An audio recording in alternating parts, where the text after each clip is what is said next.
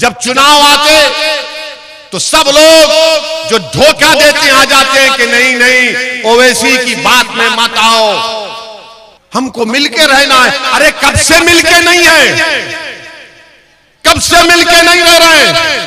ये मिलके रहने का मसला नहीं है, ये दिलों को मिलाने का मसला है, ये आंख से आंख मिलाने का मसला है। ये गुलामी का मसला नहीं है कि सामने बैठकर अगर कोई कुर्सी पर बैठेगा तो मैं भी कुर्सी पर पैर पे पैर डालकर बैठूंगा और बोलूंगा बोल अब क्या करेगा, मेरे लिए इंसाफ करेगा नहीं करेगा। ये मिजाज आपको पैदा करना है। बताओ जो मुझ पर तनकीद करते कि ओवैसी की पार्टी खड़े होने से भाजपा का फायदा होता है, क्या तुम्हारी जबानें गूंगी क्यों हो जाती है जब बिल्किस का नाम आता है? कौन लड़ेगा बिल्किस के लिए? बिल्किस कोई मुसलमान का मुद्दा नहीं, बिल्किस कोई हमारी महिलाओं का मुद्दा नहीं, बिल्किस भारत की महिलाओं का, भारत की अजमत का मुद्दा है। अगर आज बिल्किस के दर्द को आप नहीं समझेंगे तो कौन समझेगा बताओ। जिन लोगों ने बिल्किस से बर्ताव किया, नरेंद्र मोदी ने दिल्ली में बैठकर ये ऑर्डर पास कर दिया कि जिन्होंने बिल्किस का जिंदगी को बर्बाद कर दिया, बिल्किस की बेटी को खत्म कर दिया, उसकी मां की इज्जत लूट ली, उन लोगों को छोड़ दिया भाजपा ने, उन लोगों को छोड़ दिया। वो आ गए दोबारा माशरे में। कांग्रेस और छोटा रिचार्ज के लोग और भाजपा के लोग कल मीडिया को बुला बुला कर बोलेंगे कि ओवैसी ने जो बातें की है ना वो बहुत गंदी थी, बहुत गंदी बातें की उसने, उसको ऐसा नहीं करना चाहिए था, ये जहां कहीं भी जाता भड़काऊ भाषण देता है। अबे क्या मैं क्या भड़काऊ भाईजान हूं?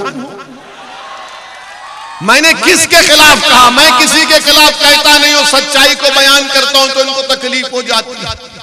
अब कल देखना आप भाजपा वाले बोलेंगे ओवैसी देश से मोहब्बत नहीं करता, ओवैसी देश से मोहब्बत नहीं करता, उसको देश से मोहब्बत नहीं है।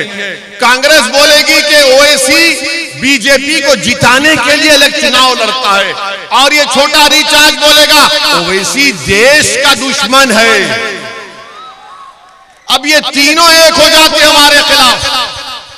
अब आपको मैं बता रहा हूं हमसे नफरत क्यों है, क्योंकि हमने आकर जनता के दरमियान में बाबा साहिब अंबेडकर के संविधान को सामने रखकर हमने बात को कहा। क्या कहा कि आप सिर्फ वोट डालने वाले नहीं हैं, आपको वोट लेना भी पड़ेगा, आपको वोट लेना है। बरसों से आपने वोट दिया मगर आप वोट नहीं ले सके, और आपके दिलो दिमाग में बात डाल दी गई कि नहीं नहीं तुम वोट नहीं ले सकते, तुमको वोट देना तुम्हारा काम है। मेरे अजीज दोस्तों और बुजुर्गों, भाजपा की सरकार है, 27 साल से गुजरात में भाजपा की सरकार है, और आज अगर भाजपा बोलती है कि हमने सबका साथ, सबका विकास, सबका विश्वास किया, तो भाजपा को बताना पड़ेगा कि गुजरात की गवर्नमेंट की नौकरियों में अल्पसंख्यक समाज का जो नौकरी का रेशियो है वो 7% से 1% पर आ गया। ये आपका सबका साथ है।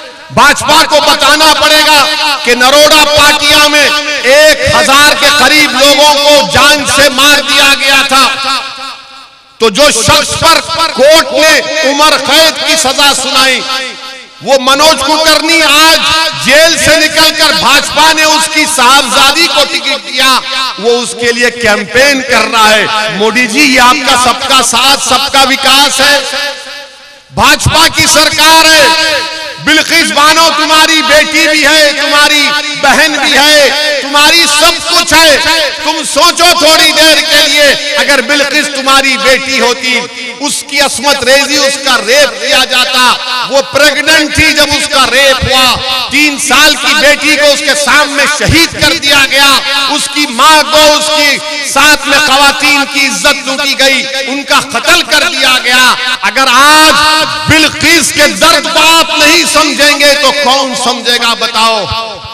जिन लोगों ने बिल्किस से बर्ताव किया, नरेंद्र मोदी ने दिल्ली में बैठकर ये ऑर्डर पास कर दिया कि जिन्होंने बिल्किस का जिंदगी को बर्बाद कर दिया, बिल्किस की बेटी को खत्म कर दिया, उसकी मां की इज्जत लूट ली, उन लोगों को छोड़ दिया भाजपा ने, उन लोगों को छोड़ दिया।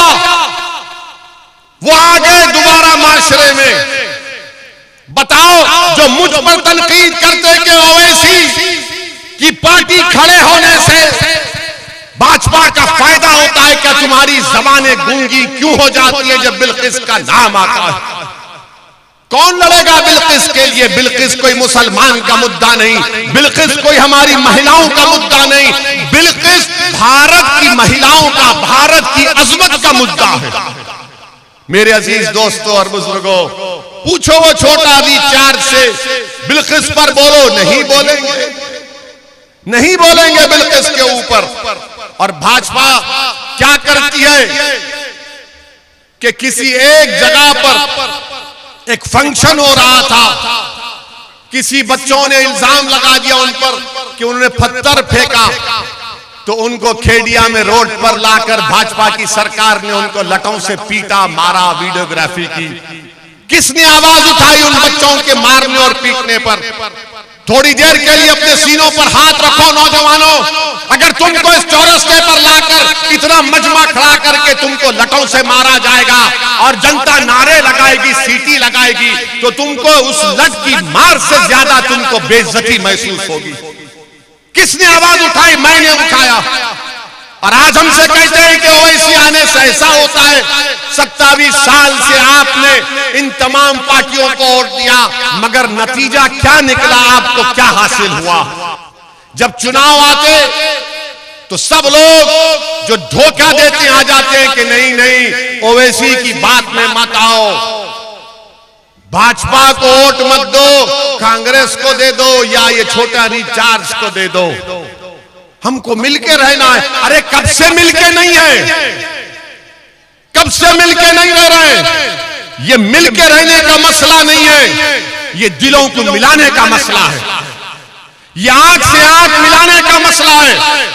ये गुलामी का मसला नहीं है कि सामने बैठकर अगर कोई कुर्सी पर बैठेगा तो मैं भी कुर्सी पर पैर पे पैर डालकर बैठूंगा और बोलूंगा, बोल अब क्या करेगा मेरे लिए, इंसाफ करेगा नहीं करेगा।